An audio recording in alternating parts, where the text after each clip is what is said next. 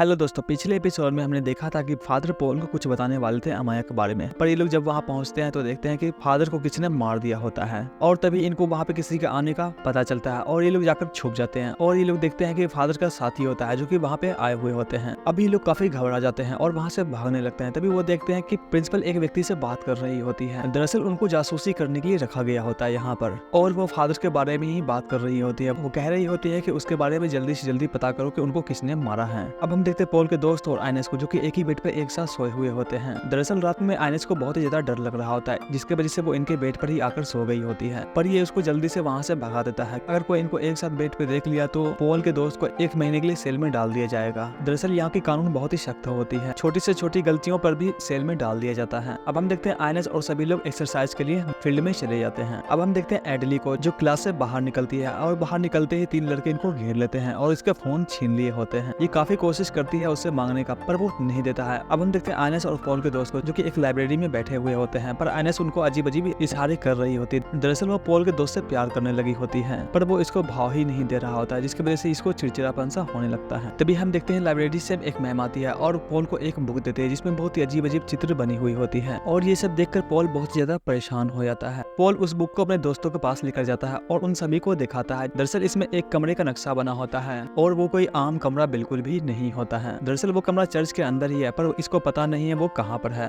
अब हम देखते हैं मारियो को, जो कि बहुत ही ज्यादा गुस्से में होता है और वो प्रिंसिपल के मीटिंग रूम में चला जाता है। दरअसल वो लोग नियम में बदलाव कर रहे होते हैं, जिसकी वजह से मारियो को बहुत ज्यादा गुस्सा आ जाता है, क्योंकि 30 बच्चे प्रे करने के लिए चर्च में चले जाते हैं, जिसकी वजह से वो लोग ट्रेनिंग में नहीं आ पाते हैं। वो नहीं चाहता था कि स्कूल को चर्च में तब्दील कर दिया जाए। अब हम देखते हैं पॉल और उनके साथ एक टेप रिकॉर्डर सुन रहे होते हैं, जिसमें आइनेस और एक फादर की आवाज होती है। वो फादर बता रहा होता है कि इस चर्च में एक आत्माएं रहती हैं जो कि काफी सालों से यहाँ पर रह रही है, और तभी फादर पहुंच जाते हैं वहाँ पर बच्चे को पढ़ाने के लिए। पर ये लोग डिसाइड करते हैं कि ये लोग उस जगह को ढूंढेंगे। अब हम देखते हैं एवा और एडली को, जो कि एक दीवार में पिल्स छुपा रखी हुई होती है, और जब ये लोग निकाल रही होती है तभी ये गलती से गिर जाती है और एवा का कपड़ा गंदा हो जाता है। अब हम देखते हैं एवा बाथरूम में नहा रही होती है और वहाँ पर सफाई कर्मी पहुंच जाता है और वो उसको घूर घूर कर देख रहा होता है। एवा काफी ज्यादा घबरा जाती है। तभी एडली वहाँ पे पहुंच जाती है और उस व्यक्ति को भगा देती है वहाँ से। अब हम देखते हैं पॉल और उनके साथी एक कमरे में जाते हैं जहाँ पे उनको कुछ सुराग मिल सकता था। दरअसल ये उस फादर का ही कमरा होता है, पर तभी आइनेस को एक कंकाल दिख जाता है बाहर में और वो उस कंकाल को देखकर काफी घबरा जाती है। अब ये लोग कब्रिस्तान में पहुंच जाते हैं, जहाँ पर ये लोग कुछ फादर को देखते हैं जो कि अजीब अजीब बातें कर रहे होते हैं, और वहाँ से ये लोग क्लास चले आते हैं। और जब फादर पढ़ाने के लिए आते हैं तो देखते हैं कि मॉनिटर काम ही नहीं कर रहा होता। अब हम देखते हैं कर्मचारी और एक महिला को, जो कि बात कर रहा होता है। दरअसल वो उसे माफी मांगने के लिए कह रही होती है और ये बात प्रिंसिपल सुन ली होती है और वहाँ पे चली जाती है। वो कहती है कि मैं तुम्हारे भाई को इस काम से निकाल रहा हूँ। वो महिला काफी समझाने की कोशिश भी करती है, पर प्रिंसिपल नहीं मानती है। अब वो महिला आती है एवा के पास। वो कहती है कि गलती हो गया उससे, वह तुमसे माफी मांगना चाहता है, पर एवा गुस्सा होकर वहाँ से चली जाती है। एडली कहती है कि वो मान सकती है अगर तुम मुझे पिल्स के लॉकर की चाबी लाकर दे दो तो।